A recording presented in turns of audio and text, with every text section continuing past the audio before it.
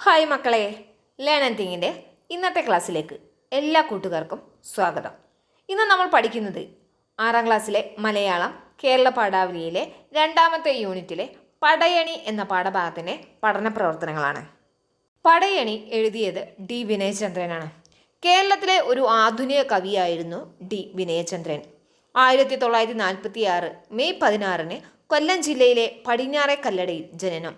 ഭൗതികശാസ്ത്രത്തിൽ ബിരുദവും മലയാള സാഹിത്യത്തിൽ 1ാം റാങ്കോടെ ബിരുദാനന്തര ബിരുദവും നേടി. വിവിധ സർക്കാർ സർവകലാശാലകളിൽ അധ്യാപകനായി സേവനമനുഷ്ഠിച്ചു. 2013 ഫെബ്രുവരി 11 അന്തരിച്ചു. നരകം ഒരു പ്രേമ കവിത എഴുതുന്നു. വീട്ടിലേക്കുള്ള വഴി, ദിശാസൂചി, കായിക്കരയിലെ കടൽ, സമയമാനസം, സമസ്ത കേരളം PO, ഡി വിനയചന്ദ്രൻ്റെ കവിതകൾ എന്നിവയാണ് പ്രധാന കവിതാ സമാഹാരങ്ങൾ. കവിതയ്ക്കുള്ള കേരള സാഹിത്യ അക്കാദമി പുരസ്കാരം 1992 നരകം ഒരു പ്രേമ കവിത എഴുതുന്നു എന്ന കൃതിക്ക് ലഭിച്ചു. 2006 ആശാൻ സ്മാരക കവിതാ പുരസ്കാരവും ലഭിച്ചിട്ടുണ്ട്. വായിക്കാൻ പറയാമെന്നുള്ളതാണ് അടുത്ത പ്രവർത്തനം. നാടക സ്വഭാവമുള്ള ഏതെല്ലാം അനുഷ്ഠാന കലകളെക്കുറിച്ച് ആണ് പാഠഭാഗത്ത് പരാമർശിക്കുന്നത്? ഉത്തരം: കാക്കാരിശി നാടകം, തെയ്യം, മുടിയേറ്റ് എന്നിവയാണ് ലേഖകൻ പരാമർശിക്കുന്ന നാടക സ്വഭാവമുള്ള അനുഷ്ഠാന കലകൾ. പടയണിയുടെ പിന്നിലുള്ള ഐതിഹ്യം എന്ത്? ഉത്തരം: ദാരിക നിഗ്രഹത്തിന് ശേഷം കലി ശമിക്കാതിരുന്ന കാളിയെ ശാന്തയാക്കാനായി പരമശിവന്റെ ഭൂതഗണങ്ങളും വാദ്യമേളങ്ങളും തുള്ളലുകളും ഹാസ്യസംവാദങ്ങളും നടത്തിയത്. കാളി ശാന്തയായതോടെ നാശത്തിൻ്റെ നടുക്കൽ നീങ്ങി. സമൂഹത്തിൽ നന്മയുടെ പ്രകാശം പരന്നു. കാലക്രമത്തിൽ നന്മ കൊതിച്ച നാട്ടുകൂട്ടങ്ങൾ പച്ചത്തപ്പുകൊട്ടി ദേവിയെ വിടിച്ചിറക്കി കോലം കെട്ടി നൃത്തമാടി എന്നാണ് ചരിത്രം. അങ്ങനെ കരനാഥന്മാരുടെ തണലിൽ പടയണി ഒരു അനുഷ്ഠാന കലാരൂപമായി മാറി. കാളിപ്രീതിക്ക് വേണ്ടി നടത്തുന്ന ഒരു കലാരൂപമാണ് പടയണി. എങ്കിലും ആത്യന്തികമായി അതിൻ്റെ ലക്ഷ്യം സമൂഹ നന്മയാണ്.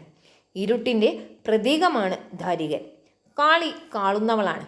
ഇരുട്ടിൻ്റെ മേൽ ആധിപത്യമുറപ്പിക്കുന്ന വെളിച്ചമാണ് പടയണിയുടെ ആന്തരിക ചൈതന്യം. പടയണിയുടെ വേഷപ്പകർച്ച പ്രകൃതിയോടിണങ്ങുന്നതാണ്. എങ്ങനെ? ഉത്തരം: പ്രകൃതിയിൽ നിന്ന് ലഭിക്കുന്ന വസ്തുക്കൾ ഉപയോഗിച്ചാണ് പടയണിയുടെ വേഷവിധാനങ്ങളും ചമയങ്ങളും അനുബന്ധ വസ്തുക്കളും തയ്യാറാക്കുന്നത്. കൗങ്ങിൻ പാളയിലാണ് കോലങ്ങൾ വരയുന്നത്.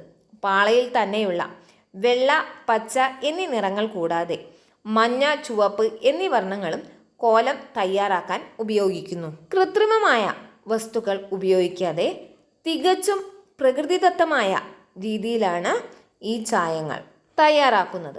കുരുത്തോലയാണ് തോരണങ്ങൾക്കും മറ്റു അലങ്കാരങ്ങൾക്കും ഉപയോഗിക്കുന്നത്. ഇങ്ങനെ എല്ലാ രീതിയിലും പ്രകൃതിയോട് ഏറെ ഇണങ്ങി നിൽക്കുന്ന കലാരൂപമാണ് പടയണി എന്ന് നമുക്ക് നിസ്സംശയം പറയാം. അടുത്തത് പദപരിചയമാണ്. ബടജനങ്ങൾ എന്ന് പറഞ്ഞാൽ പടയാളികൾ. ഇഹ ഇപ്പോൾ, വടിവിയെന്ന വടിവൊത്ത, ചാരു സുന്ദരമായ, ചിതം യോഗ്യം, അന്നം ആഹാരം, അരങ്ങ് വേദി, ഹിംസ എന്ന് പറഞ്ഞാൽ വധം, പീഡനം, പരദേശി അന്യദേശക്കാരൻ, വശ്യം വശീകരിക്കുന്ന, സാദൃശ്യം സമാനമായ, കലമ്പുക കോപിക്കുക, പ്രമാണി പ്രധാനി, ജാതിക്കോയ്മ ജാതി വ്യത്യാസം. അടുത്തത് ശൈലീ വിശേഷമാണ്. ഒരു കാലത്ത് ക്ഷേത്രങ്ങൾ, കാവുകൾ, കളരികൾ എന്നിവ കേന്ദ്രമാക്കി അന്നം മുതൽ അരങ്ങുവരെയുള്ള കാര്യവിചാരം നടന്നിരുന്നു. അടിവരയിട്ട ശൈലിയുടെ ആശയമെന്ത്? ഇതിന് സമാനമായ മറ്റ് ശൈലികൾ കണ്ടെത്തി എഴുതൂ. ആഹാരം മനുഷ്യന് ഏറ്റവും ആവശ്യമായ അടിസ്ഥാന ഘടകമാണ്. ജീവിതത്തെ ആസ്വാദ്യമാക്കുന്നതിനും മാനസിക ഉല്ലാസത്തിനുമുള്ള വേദിയാണ് അരങ്ങ്. അന്നം മുതൽ അരങ്ങ് വരെയുള്ള എന്ന ശൈലി ജീവിതത്തിൻ്റെ എല്ലാ തലങ്ങളും ഉൾക്കൊള്ളുന്നു എന്ന ആശയത്തിലാണ് ഉപയോഗിച്ചിരിക്കുന്നത്. സമാനമായ മറ്റു ശൈലികൾ നോക്കാം.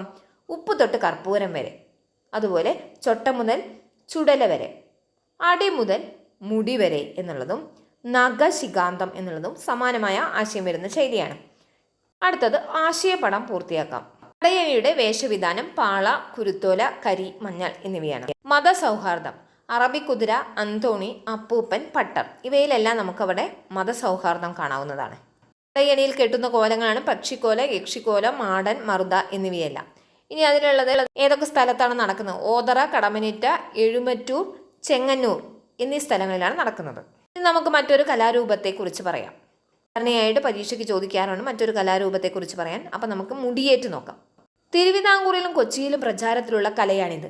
ഭദ്രകാളിയും ദാരീകൻ എന്ന അസുരനും തമ്മിലുള്ള യുദ്ധത്തെ ആധാരമാക്കി ആരാധനയുടെ ഭാഗമായി നടത്തപ്പെടുന്ന ഒരു പ്രാകൃത നാടകമാണിത്. വീക്ക്, ചെണ്ട, ഉരുട്ടുചെണ്ട, ഇലത്താളം, ചേങ്ങില എന്നിവയാണ് വാദ്യങ്ങൾ. ഭദ്രകാളിയുടെ കളം വരച്ച് താലപ്പൊലിയും തിരിയൊഴിച്ചിലും കഴിഞ്ഞ് കളം മായ്ച്ച ശേഷമാണ് മുടിയേറ്റ് ആരംഭിക്കുക. കാളിക്ക് മുഖത്ത് അരിമാവും ചുണ്ണാമ്പും ചേർത്ത് ചുട്ടികുത്തുന്നു. വസൂരിക്കലയുടെ സങ്കല്പമാണ് ആ പുള്ളികൾക്ക്. കുരുത്തോല കൊണ്ട് അലങ്കരിച്ച മുടിയണിയും. വരിക്കപ്ലാവിൻ്റെ കാതൽ വൃത്താകൃതിയിൽ മുറിച്ചെടുത്ത് അതിൽ സിംഹഗജരാജ കുണ്ഡലങ്ങൾ, നാഗപത്തികൾ എന്നിവ കൊത്തിയാണ് മുടിയുണ്ടാക്കുന്നത്. ചുവന്ന പട്ട്, പീലി, മുത്ത് എന്നിവ മുടിയുടെ അലങ്കാരത്തിന് ഉപയോഗിക്കുന്നു. ദാരിക വേഷത്തിന് ചുട്ടിയും തലയിൽ ചെറിയ കുരുത്തോല മുടിയും ഉണ്ടായിരിക്കും. കാളിയും ദാരികനും തമ്മിലുള്ള യുദ്ധത്തിൻ്റെ അവസാനത്തിൽ ദാരികൻ്റെ തലയറുത്ത് കാളി അരങ്ങത്തു വരുന്നതാണ് മുടിയേറ്റിലെ അന്ത്യരംഗം. സൂര്യാസ്തമയത്തോടെ തുടങ്ങുന്ന ചടങ്ങുകൾ പുലർച്ചെയോടെയാണ് അവസാനിക്കുക. മുടിയേറ്റ് നടക്കുമ്പോൾ തോറ്റംപാട്ട് ഉണ്ടായിരിക്കും.